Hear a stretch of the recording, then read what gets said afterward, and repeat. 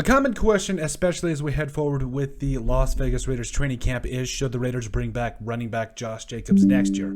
First off, I need to say that Josh Jacobs has been one of my favorite Raiders the entire time he has been with the team. Now, I mean, just, 2-8, plus I'm a Vikings fan, and that number has a special meaning to me, plus Marshall Faulk. And, okay, in Madden, 2004, Marshall Faulk was the best running back in that game. Don't at me.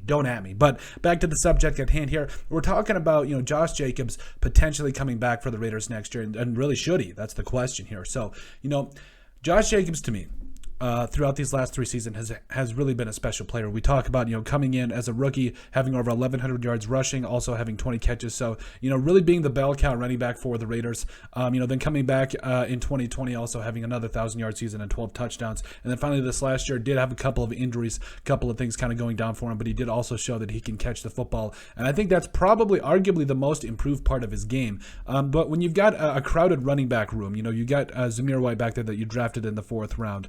You got Brandon Bolden, I believe, coming over from the Patriots, who I think is going to help do a fantastic job of teaching this entire offense, and really the entire team, the Patriots culture, which I think is definitely something you need.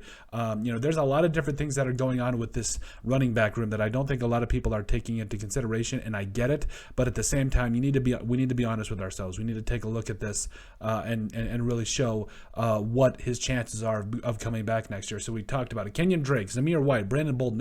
It's kind of crowded, and unfortunately, what it's come down to is the fact that NFL teams are drafting running backs in the later rounds, and they're doing just fine.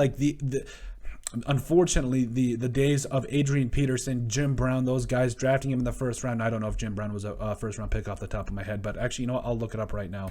But the point is, the day of drafting these running backs so high, in the 1st round is pretty much done at this point. At this time, it's more of there's even guys you can get in free agency, like undrafted free agents, that can find a way to get it done. Let's see here. I think he was a 1957, number 6 overall. Yes, Jim Brown was a 1st-round draft pick. Yes, by the Browns. Anyway, back to the subject at hand here. The days of drafting running backs in the 1st round, donezo, pretty much gone. You'll find a couple of them, but usually teams wait until 2nd, 3rd, 4th rounds, like you saw with the Raiders getting Zamir White in the 4th round. You saw the Vikings draft Dalvin Cook a couple years ago in the 2nd round. And there's a lot of other teams. The 49ers drafted Elijah Mitchell in the 6th round. So there's a lot of NFL teams that I think are figuring out the fact you don't have to draft running backs in the 1st round. You can get an edge rusher. You can get a corner. You can get all these different guys. And plus, it's about paying them. You're not going to pay these running backs anymore, 10, 12, 13, 14, $15 million. You're going to pay them, that 5-6 range is kind of what I'm seeing is, and I think everybody is willing to do at this point because, running backs, you're getting hit every single play. It doesn't matter if you have the ball or not sometimes, And so it does wear down a lot, but Josh Jacobs has shown that he can handle the abuse of the game and he can give it out as well. So in terms of should the Raiders bring him back next year, I wouldn't be against it. Again, it's price tag, baby. You got to be able to afford everybody else on the team. Next year, could the Raiders looking to bring another starting right tackle or do something else on defense? Possibly. Could they look to extend another player? That's all things that you really have to consider when you bring back a guy like Josh Jacobs, who I think if he talks about it with the franchise the right way, just says, hey, I've been with you guys 3 years, now going on 4 years, I'm willing to take a team-friendly deal, help you guys win a Super Bowl. I think he could come back possibly on a multi-year deal if he spins it the right way, and if he just is real with them and realizes that he's probably not going to get that 10, 12,